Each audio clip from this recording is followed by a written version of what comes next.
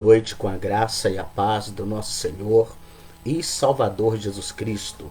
É com muito amor no coração, respeito por você, que tem sempre estado conosco, ligado em nossas transmissões, que eu, pastor Isaías, fundador do ministério, Comunidade Evangélica Manancial de Bênçãos, entro na tua casa, na sua empresa, talvez aí no seu local de trabalho, ou até mesmo no seu lazer, com mais um momento de fé. Eu quero dizer para você que a nossa igreja ela se encontra localizada na Rua Vitar Maria de Oliveira, número 310, bairro Progresso, bem ao lado da Mercearia Crescente. Ali é o endereço do seu milagre. Meus queridos, aprove a Deus nesta noite, não estava nada no script, né? Mas o Senhor me incomodou há poucos momentos atrás para que eu ministrasse uma palavra aos corações de muitas pessoas, né, que estarão nesse momento me ouvindo, que estarão acompanhando e também terão a sensibilidade no coração de compartilhar esta palavra. Eu quero fazer uma breve oração com você e nós vamos, em nome de Jesus, entrar numa mensagem maravilhosa, porque Deus ele é conosco, amém? Senhor meu Deus e meu Pai, nesta noite de sábado, eu não sei como está o coração desse irmão, dessa irmã, o coração desse homem, meu Pai, não importa a sua religião, mas eu te peço, meu Deus, que se porventura nesse momento, nesta hora da noite, da manhã, da tarde, meu Pai, alguém, Senhor, está necessitado de uma palavra diferente que tocará no seu coração, que o Senhor faça com que esta mensagem seja um alimento, seja um bálsamo, meu Pai, para as almas cansadas, feridas, ó Deus. Eu entrego, Senhor, em tuas mãos cada vida nesse momento, no nome santo de Jesus, e só você que crê, diga amém, diga graças a Deus. Amém? Eu quero pedir ao Espírito Santo que ele esteja conosco até o final dessa transmissão, porque Deus vai falar muito ao nosso coração. Amém? Olha, a palavra que Deus colocou no meu coração está registrada no livro de Mateus, capítulo de número 26 de Mateus, o versículo de número 47 até o 56 nós vamos ler. E vamos fazer um apontamento nessa palavra, né? Fala de quando Jesus é preso, no Getsemane. A palavra de Deus ela diz assim: estando ele ainda a falar, eis que chegou Judas, um dos 12, e com ele grande multidão, com espadas e porretes, vinda da parte dos príncipes dos sacerdotes e dos anciãos do povo. E o traidor tinha-lhes dado um sinal, dizendo: o que eu beijar é esse, prendei-o. E logo aproximando-se de Jesus, disse: eu te saúdo, Rabi, e beijou-o. Jesus, porém, lhe disse: amigo, a que vieste? Então, aproximando-se eles, lançaram mão de Jesus e o prenderam. E eis que um dos que estavam com Jesus, estendendo a mão, puxou da espada e, ferindo o servo do sumo sacerdote, cortou-lhe uma orelha. Então Jesus disse-lhe: mete no seu lugar a tua espada, porque todos que lançarem mão da espada, a espada morrerão. Ou pensas tu que eu não poderias agora orar a meu Pai, e que ele não daria mais de 12 legiões de anjos? Como, pois, se cumpririam as escrituras que dizem que assim convém que aconteça? Então disse Jesus à multidão: saístes como para um salteador, com espadas e porretes, para me prender. Todos os dias assentava junto de vós, ensinando no templo, e não me prendeste. Mas tudo isso aconteceu para que se cumpram as escrituras dos profetas. Então todos os discípulos, deixando-o, fugiram. E você diga amém, diga graças a Deus. Meus queridos, nós podemos observar que Jesus, ele participa da última Santa Ceia. Ao participar da última Santa Ceia, numa quinta-feira à noite, ele sai daquele aposento e vai para o Getsêmani para orar. No caminho, Pedro é advertido sobre o que ia acontecer, sobre a prisão, sobre os escândalos. E Pedro abre a boca e diz: eu estou pronto, Senhor, a ir para a prisão e a morte contigo. Mas Jesus disse para ele: Pedro, esta noite ainda você vai me negar 3 vezes. Quando você me negar 3 vezes, o galo vai cantar. Mas primeiro você me negará 3 vezes antes que o galo cante. Jesus ele vai para o Getsêmani e Judas Iscariotes já havia ali organizado com os anciãos do templo, com Anás, Caifás, como eles prenderiam a Jesus. Então você imagina que Judas deu para eles uma senha. Judas disse: aquele que eu chegar no jardim e beijar é ele. Então vocês prendam ele. É dito, nós conhecemos que Judas recebeu 30 moedas de prata para entregar Jesus naquela noite. Por que é que Judas disse para os anciãos: aquele que eu beijar é esse mesmo, prendei-o? Porque Jesus ele era tão comum, Jesus ele era tão parecido com os 12, que naquela escuridão do jardim, apenas com tochas, eles poderiam ali confundir com Mateus, com Filipe, com Tomé. Mas então Judas disse: é aquele que eu der um beijo nele, prendei-o. E quando Judas chega no jardim, Jesus que já está orando há algum tempo, e Jesus já sabia que que o tentador, que o traidor estava se aproximando. Então o que Jesus diz? O que Jesus faz? Se levanta da oração. E nesse momento a multidão adentra por aquele jardim. E quando Judas chega próximo de Jesus, ele diz: eu te saúdo, Rabi. Eu te saúdo, mestre. E deu um beijo no rosto de Jesus. Mas quando Judas deu um beijo no rosto de Jesus e virou para ir embora, para os soldados prendê-lo, Jesus segurou Judas e disse: amigo, a que viestes? Amados, na mesa da Santa Ceia, Jesus já havia declarado que Judas era o traidor. Jesus, antes daquela noite, ele já sabia que ele estava sendo traído. Antes daquele momento fatídico naquele jardim, Jesus já sabia de toda a armação por trás das suas costas e ele tinha que passar por aquilo. Ele não poderia se livrar daquela situação. A última noite dele no jardim, ele foi pedir a Deus uma autorização. Se for possível, Pai, passa de mim esse cálice. Mas não seja feita a minha vontade, mas seja feita a tua vontade. E a vontade de Deus era que Jesus se desse, se entregasse em sacrifício cheiro suave para a libertação, para a remissão dos pecados da humanidade. Mas o que me chama a atenção, por que Judas dá uma senha dizendo: aquele que eu beijar? Esta era a senha para prender Jesus. Porque esta era uma saudação aonde o homem tinha que chegar próximo e dar um beijo no rosto, que era sinal de aliança, de pacto e amizade. Então Judas se aproxima dele e diz para ele: mestre, eu te saúdo, e dá-lhe um beijo.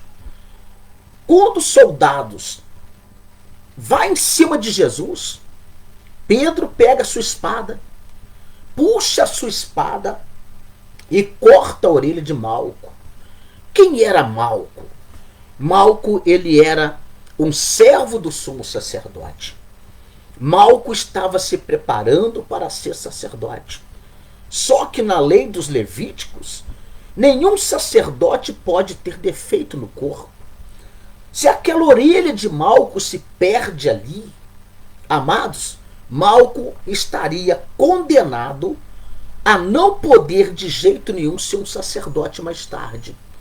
Então você imagina que se na lei dos levíticos não se pode ter um defeito físico na lei de Deus também, não se pode carregar os pecados espirituais. Não se pode carregar os pecados da carne. A pessoa tem que estar purificado, preparado para assumir o sacerdócio. Então você imagina que quando a orelha de Malco cai, e vou te dizer uma coisa, Pedro, ele não mirou na orelha de Malco, ele mirou na cabeça, ele mirou para matar, mas ele errou e acertou a orelha. A orelha caiu no meio das folhas naquele jardim. E Jesus então ele se abaixa, ele pega a orelha no meio das folhas secas e coloca a orelha de Malco no lugar novamente. Eu fiquei pensando, imagina Jesus perdendo aquela orelha de Malco e todos procurando e não conseguir achar aquele pedaço de carne. Mas, amados, o Senhor bradou meu coração essa noite e disse para mim, não existe pedaços nossos que caia, que se perca, que Jesus não encontre, porque Jesus não precisa de luz para achar os nossos pedaços que são arrancados durante as batalhas da vida. Ele, quando resgata o homem, ele resgata por inteiro, ele não deixa nada a se perder. E eu comecei a alegrar o meu coração, porque o Senhor, ele nos encontrou nas vielas escuras da vida. Ele limpou as nossas lepras. Ele arrancou as coisas que não prestavam na nossa vida. Ele fez uma limpeza extraordinária em nós. Ele pegou os pedaços que caíram. Ele pegou os pedaços que estavam fragmentados, né, no território do pecado. E ele nos purificou, ele nos fez de novo. Ele nos lavou com a sua água e com teu sangue. Então Jesus cola a orelha de Malco no lugar e diz para todos que estavam ali, meta a tua espada no lugar, porque aquele que viver da espada, pela espada morrerá. Vocês não acham que eu poderia orar ao meu Pai e ele enviaria aqui 12 legiões de anjos para me livrar? Mas como que as escrituras se cumpririam?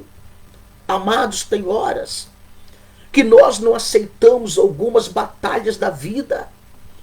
Tem horas que nós falamos com Deus, Senhor, eu não aceito isso na minha vida, mas Jesus, ele disse, filhos, nesse mundo tereis aflições.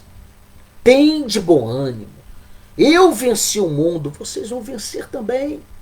Então você imagina que Jesus, ele disse para eles, olha, eu estive no templo pregando, ensinando no meio de vocês. E ninguém colocou a mão em mim. Ninguém colocou a mão em mim. Agora vocês saem atrás de mim como se eu fosse um bandido, um assaltante, um criminoso com espadas e porretes. Eles prenderam Jesus naquele jardim. Mas Jesus ali, ele deu uma aula. Ele deu uma aula de misericórdia. Ele deu uma aula de amor. Ele ensinou. Os discípulos aprenderam ali com ele naquele jardim de uma forma extraordinária. Por quê, amado? Porque Jesus, ele nos ensina o tempo inteiro. Porque Jesus, ele está falando com a gente o tempo inteiro. Porque Jesus, ele está dando para nós o exemplo através da nossa vida mesmo. Sabe por quê? Tem horas que nós estamos tão cobertos de falhas, de erros. E ele não nos destrói. Ele nos dá sempre uma segunda chance. Sempre uma segunda chance. Nós somos como aquela figueira plantada numa vinha. Que o Senhor, ele disse, Deus que é o dono da vinha disse, há 3 anos eu venho procurar fruto nessa figueira e eu não encontro. Corta essa figueira. Por que é que ela está ocupando a terra ainda inutilmente? Mas o vinhateiro, que é Jesus, que cuida da vinha, ele disse, Senhor, deixa-me escavar a raiz dela. Deixe-me adubar. E vamos deixar ainda esse ano. Se ela não der fruto, Senhor, então tu mandarás cortar. Jesus, ele está sempre dando para nós uma oportunidade da gente melhorar, da gente dar fruto, da gente mudar. Um dia eu perguntei para Jesus: Jesus, por que é que Pedro não jogou aquela espada fora, Jesus? Amados, Jesus ele disse para mim: meu filho, não adiantava Pedro tirar aquela espada da bainha. Pedro nunca tirou aquela espada do coração. Aquela espada só andava com Pedro porque Pedro achava que ela era a sua segurança. E não era a segurança dele. A segurança de Pedro sou eu. A segurança de vocês sou eu. Então nós vemos até pessoas que se converteram ao Senhor Jesus, entre aspas, né? Se converteram, vieram para a igreja, mas a pessoa tem uma arma que anda na cintura, tem uma arma dentro do seu porta-luva do carro, carrega um facão dentro do carro. Não que se alguém tretar eu meto o facão, eu dou tiro, eu faço, aconteça um porrete. E às vezes a pessoa não tem nem tempo para isso. Eu estava falando pouco tempo atrás, quem nos protege desse Covid-19 é Deus. Quem nos protege de bala perdida é Deus. Agora, uma coisa eu aprendo com Jesus aqui, porque Jesus ele disse: eu estive no templo ensinando para vocês todos os dias e vocês não me prenderam lá. Agora vocês vêm aqui me prender como se eu fosse um bandido. E naquele momento, fica uma coisa bem clara para mim e para você. O adversário, ele não coloca a mão no servo de Deus se Deus não permitir. E o soldado tinha que ir lá prender Jesus. Mas Jesus esteve no meio deles. Eles tramaram. Nós lembramos bem que lá no livro de João, há um episódio ali, pelo capítulo 6, 7 por ali, que os sacerdotes mandaram ir prender Jesus. E aí os soldados do templo que foi prender Jesus, quando chegou e viu Jesus conversar, ensinar a multidão, aqueles soldados até choraram. Na hora que voltou para o templo, os sacerdotes: vocês não trouxeram ele não? E eles falaram: nós nunca vimos homem nenhum pregar igual ele, falar igual ele. Os sacerdotes deveriam de parar e pensar um pouquinho. Os meus soldados, que são santificados aqui no templo, que trabalha aqui no templo, que nos vê todo dia, vai e olha para esse pregador itinerante e diz que nenhum homem, nem nós, porque eles eram corruptos, eles eram hipócritas, eles não eram servo de Deus coisa nenhuma. O templo estava contaminado das vendas, das jogatinas, das falcatruas. Era o que acontecia lá dentro. Por que Jesus um dia ele faz uma zorraga, um chicote, e ele sai chutando as mesas dos cambistas, né, soltando os animais que estavam presos, negociando lá dentro, porque ele falou: a casa do meu pai será chamada casa de oração, mas vós fizeste dela casa de ladrões e assaltantes. Amados, a casa de Deus não é lugar de ficar vendendo coisas. A casa de Deus não é lugar de negociata. A casa de Deus não é lugar de politicagem. A casa de Deus é lugar de oração, é lugar de comunhão com Deus. Aleluias! Então você imagina, eles tinham muito ódio de Jesus, mas Jesus sempre deu a eles a oportunidade de se redimir, de mudar a sua vida.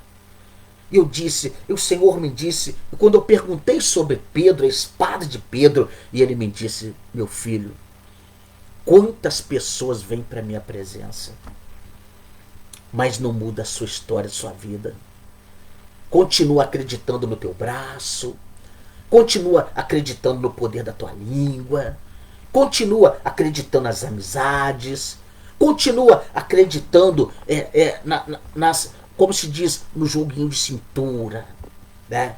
Que o brasileiro, principalmente, tem aquele negócio, o jeitinho brasileiro. E não é isso que Deus quer. Deus quer que você confie nele. Quem protege você de brigas é Deus. Quem amarra os adversários da sua vida é Deus. Quem protege você de acidente é Deus. Quem honra você é Deus. Quem cuida da gente é Deus. E mais ninguém. Então você imagina que Jesus ele é especialista. Especialista é enxergar as coisas da nossa vida que caíram, se definharam e tornar a fazer delas novamente coisas, como que eu vou te falar, importantes, coisas que verdadeiramente têm valor. A nossa vida é assim. Talvez um dia sua moral caiu, ele pode levantar a tua moral. Talvez um dia a tua saúde caiu, ele pode levantar a tua saúde. Talvez um dia a tua alma se abateu, ele levanta a tua alma. Talvez o teu espírito está abatido, ele levanta teu espírito. Talvez a tua carne está em frangalho, ele cura a tua carne. Ele faz a obra na tua vida. Eu quero dizer para você que é nas vielas escuras da nossa vida, é nas vielas escuras da nossa alma que Jesus entrou e levou luz e te deu sentido na vida. Então imagina bem que Jesus no jardim, ele pega em Judas e diz: amigo. Quem era esse amigo? O traidor. Quem era esse amigo? Aquele que 3 anos e meio andou com Jesus, roubando as ofertas, talvez pregando contra o grupo dos 11, talvez ao tempo inteiro arquitetando, né, ali com os rebeldes que havia, que era amigo dele. Um deles era Barrabás, que era amigo de Judas. Então você imagina, se a gente vem para a presença de Deus, guarda isso aí que eu vou te falar agora. Amados, aquelas amizades que não orna, aquelas amizades que não inspira confiança, não pode mais fazer parte da nossa vida. Aquelas manias que nós temos de querer resolver as coisas do nosso jeito, não pode fazer parte mais da nossa vida. Quem vai nos ajudar a resolver é Jesus. Quem vai nos ajudar a fazer a diferença é Jesus. Quem vai estar conosco na jornada é Jesus.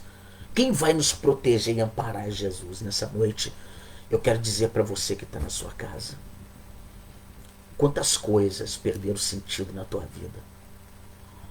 Quantas coisas você nessa noite pode estar olhando e falando: Jesus, depois que eu perdi isso, depois que cortaram isso, depois que atingiram essa área na minha vida, nunca mais eu fui o mesmo.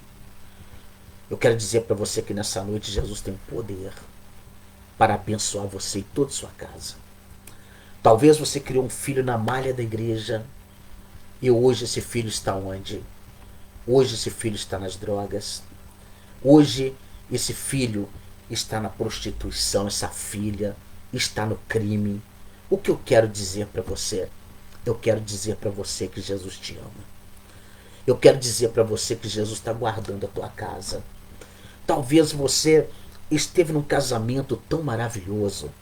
Um casamento, meus queridos, aonde esse marido era uma bênção. Essa mulher era uma bênção.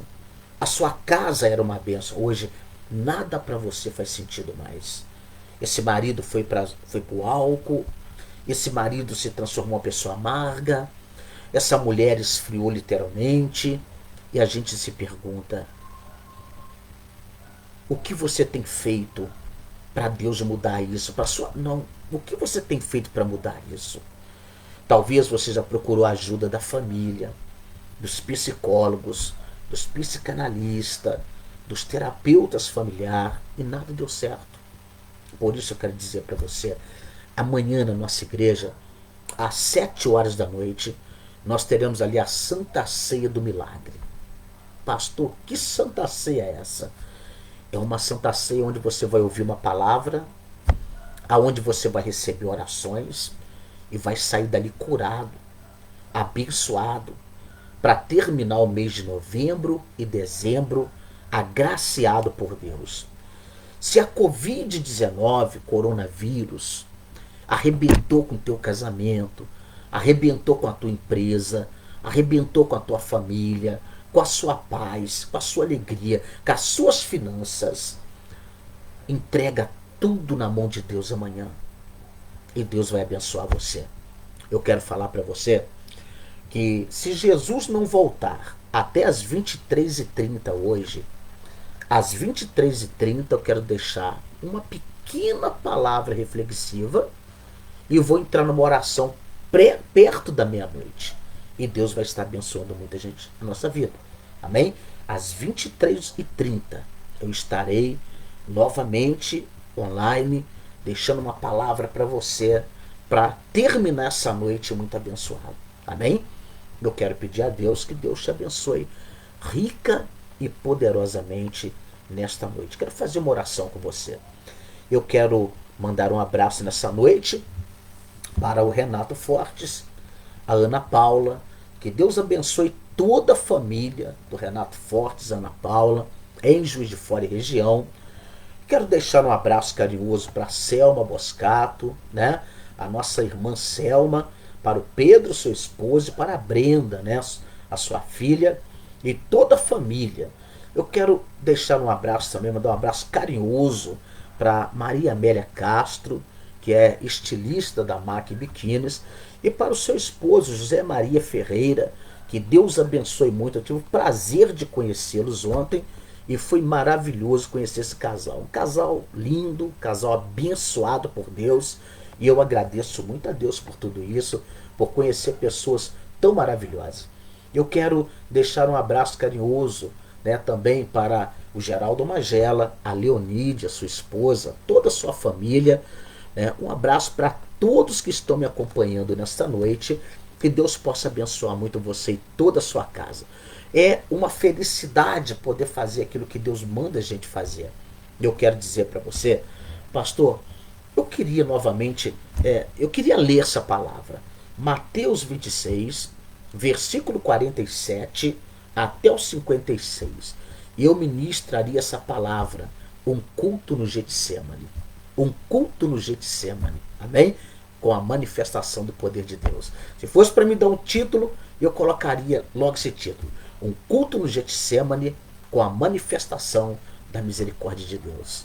Ah, amado, nessa noite eu só posso alegrar meu coração e dizer: Jesus é lindo, Jesus é maravilhoso, Ele é tudo na nossa vida. Por isso, agarre com Ele, porque Ele é contigo.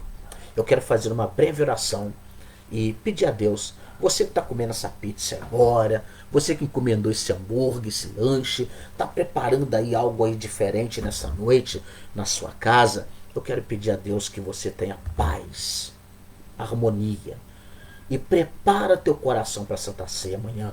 Não importa a igreja que você pertence, onde você estiver amanhã, faça de tudo para tomar uma Santa Ceia digna de um servo de Deus. Amém? Purifique a tua vida hoje. Afasta de tudo que não presta hoje, para amanhã você tomar uma Santa Ceia assim. Quando terminar a Santa Ceia, se Jesus voltar, você vai para o céu. Amém? Pois bem, vamos orar ao Senhor. É momento de oração, é momento de milagres. Jesus está entrando agora na sua casa, na sua família, com providência divina. Se você crê, você vai ver sim a glória de Deus se manifestar na sua vida. Amém? É um momento maravilhoso. É um momento de oração. É o momento que o poder de Deus se manifesta aí na tua casa, na tua vida, na tua família. É o momento que Deus, ele começa a estender as mãos sobre você para fazer uma obra tremenda em nome do nosso Senhor e Salvador Jesus Cristo. Vamos orar ao Pai? Vamos clamar ao Pai? Vamos orar. Jesus, eu te agradeço nessa noite. Te agradeço pela vida, te agradeço pelo dia, te agradeço pela noite. Te agradeço, meu Pai, pela tarde que algumas pessoas estão tendo em outros países, por causa do fuso horário. Eu te agradeço por cada pessoa que está me acompanhando, que pode ver, que pode ouvir, que pode falar, que pode raciocinar junto comigo. Eu quero pedir, meu Deus, que nesta noite o teu sangue, Pai, esteja sendo passado sobre esta casa. Proteja, meu Pai, a saúde deste homem, desta mulher. Repreenda todo mal, Senhor, nessa noite na família. Talvez, meu Pai, filhos, netos, saiu para alguma festa. E o coração desse pai, dessa mãe, está, ó Deus, trêmulo, atribulado. Eu quero pedir, meu Deus, guarda esta pessoa, meu Pai, com teu poder. Opera seus grandes sinais nesta noite.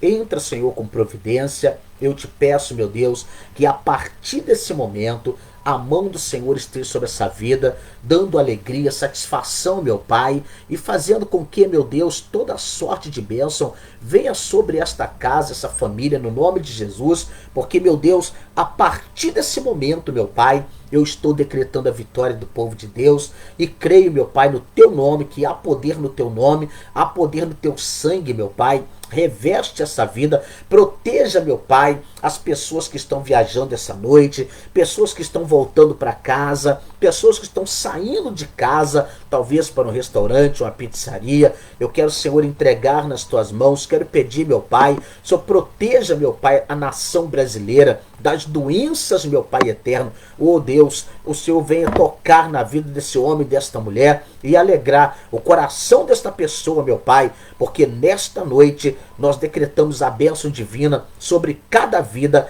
e eu te peço que teus filhos hoje possam repousar na graça do Pai, do Filho e do Divino Espírito Santo. E só você que está cheio de Deus, regozijando na presença do Senhor, diga amém, diga graças a Deus. Amados, Pastor Isaías vai ficando por aqui. Às 23h30 estaremos ligados em mais um momento de fé. Fiquem todos na paz do nosso Senhor e Salvador Jesus Cristo. Amém.